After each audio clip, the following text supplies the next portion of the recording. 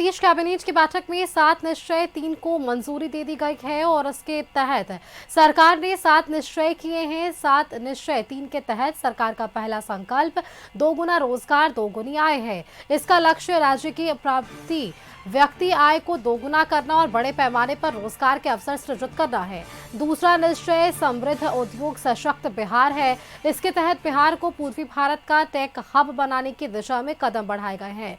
तीसरा निश्चय कृषि में प्रगति प्रचलित देश की समृद्धि है, जिसके तहत चौथे कृषि रोड मैप को 2024-2029 को गति दी जाएगी। मखाना रोड मैप के जरिए उत्पादन और प्रसंस्करण बढ़ेगा। चौथा निश्चय उन्नत शिक्षा उज्जवल भविष्य है।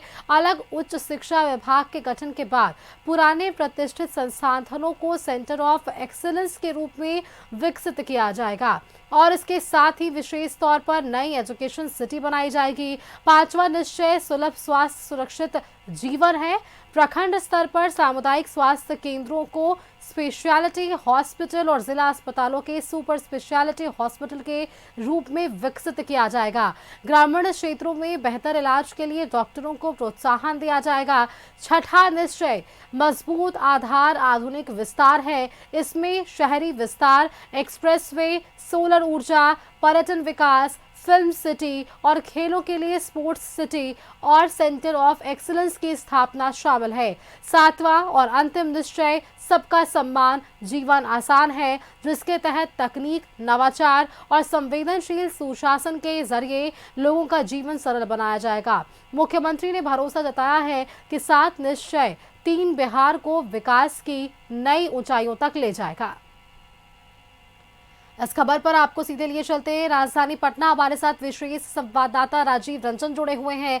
राजीव जी, देखिए लगातार नीतीश सरकार एक्शन मोड में नजर आ रही है। हर उन विभागों में वो तत्परता नजर आ रही है विभागीय मंत्रियों की, जिसकी वजह से वे अपने विभाग को और भी मजबूत करने की कोशिश में लगे हुए हैं। ऐसे में एक और पहल आज सरकार की नजर आ पाई है, जिसमें निश्चय 3 जरूर लिए गए, 7 निश्चय और 3 जिस तरह पर ये बातें कही जा रही है कि हर वो क्षेत्र सरकार अब मजबूत करने की कोशिश कर रही है, जिससे हर एक व्यक्ति अब मजबूत बिहार का हो सकेगा। जी देखिए सुष्मिता, 7 निश्चय 3 सफलीभूत होने के बाद बिहार सरकार के छाती जो है चौड़ा हो चुका था और उसी के आधार पर इस बार के चुनाव में एनडीए को स्पष्ट बहुमत यानी स्पष्ट बहुमत से भी ज्यादा वोट मिले। तो वैसी स्थिति में बिहार सरकार ने इसे आगे बढ़ाते हुए 7 निश्चय 4 को सहमति दी है और इसके इम्प्लीमेंटेशन के लिए 2025 से 2030 के बीच का समय निर्धारित किया गया है। और सबसे बड़ी बात है कि 7 निश्चय ये अपने आप में काफी अहम कड़ी है। और वह ये देखिए कि चूंकि ये एक निर्णय लिया गया है कि 94 लाख गरीब परिवार, जो सर्वे हुआ था अभी कुछ दिन पहले बिहार सरकार ने कराया था, लगभग 95,000 गरीब परिवार चिन्हित किए गए हैं। तो उनको प्रशिक्षित करके उनके आय को बढ़ाना, ये सबसे बड़ी बात सोची गई है और इसी के तहत ये 7 निश्चय 4 का इम्प्लीमेंटेशन होने जा रहा है। और रह गई बात कि 2025 से 2030 के बीच ये 7 निश्चय जो 4 है, 3 है वो एक अहम कड़ी होगी। और 7 निश्चय 3 अपने आप में काफी अहम है बहुत सारे मामलों में, जैसे राज्य के प्रति व्यक्ति की आय हो वो दुगनी हो जाए, रोजगार जो है वो दोगुनी करना है, यानी कि 1 करोड़ रोजगार और नौकरी देना है इस बार बिहार सरकार को इन 5 वर्षों में।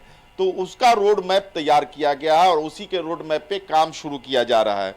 नए कौशल विकास मंत्रालय का गठन उसी के तहत किया गया है, चूंकि बहुत सारे प्रवासी जो बिहारी प्रवासी हैं वो बाहर जाकर के मजदूरी करते हैं, अनस्किल्ड होते हैं, वो प्रशिक्षित नहीं होते हैं। तो अब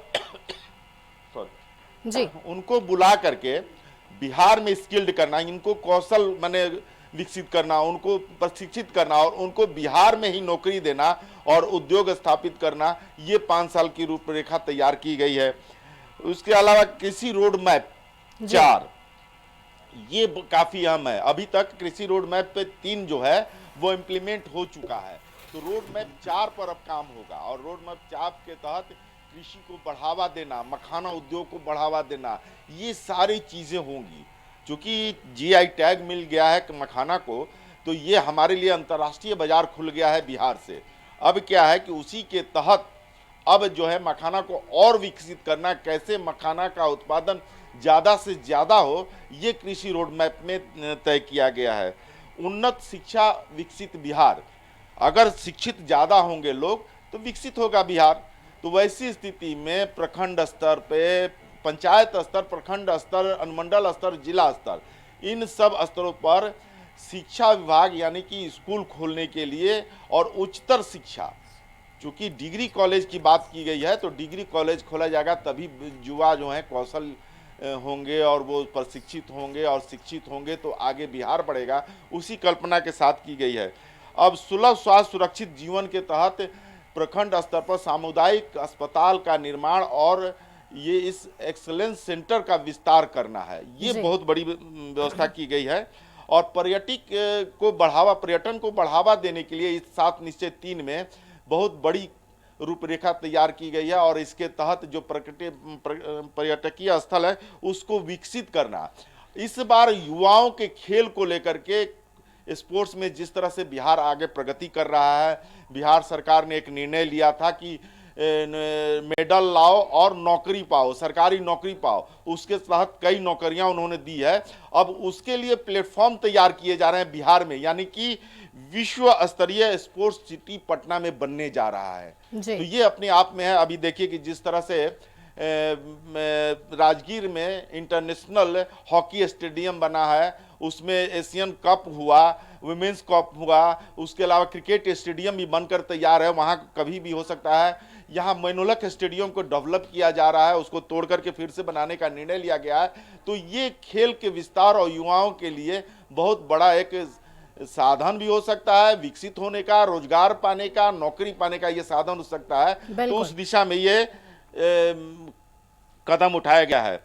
और सबका सम्मान जीवन आसान, ये 7 निश्चय का मूल जो मंत्र बिहार सरकार ने तय किया है कि सबका सम्मान रहे और जीवन आसान बन जाए। तो वैसी स्थिति में इन सब चीजों को देखते हुए ये 7 निश्चय 3 जो है इस बार के आज के कैबिनेट में पास हुआ है और उस पर जो कार्य है धीरे धीरे अब शुरू होगा और 2030 तक विकसित बिहार की जो कल्पना नीतीश कुमार ने की है, इस नई सरकार ने की है, उसको सफलीभूत करने में ये योजना काफी अहम हो जाएगा। सुष्मिता। बिल्कुल राजीव जी, देखिए जिस तरह से कैबिनेट में बड़े निर्णय लिए जा रहे हैं बिल्कुल स्पष्ट है। इसके पिछले के कैबिनेट में भी हमने देखा नए विभाग का गठन हुआ और आज जिस तरह से 7 निश्चय 3 के लिए घोषणा की गई है, सीधे तौर पर इसे हम इससे ये समझ सकते हैं कि जो पलायन की स्थिति, जो एक बड़ा मुद्दा चुनाव में भी रहा, उस स्थिति को अगले चुनाव में उससे निपटना ना पड़े, इस वजह से उसे पहले ही एक खत्म करने की कोशिश सरकार की जरूर है। बेहद शुक्रिया आपका हमारे साथ जुड़ने के लिए। आपने वो तमाम जानकारियां दी हमारे दर्शकों को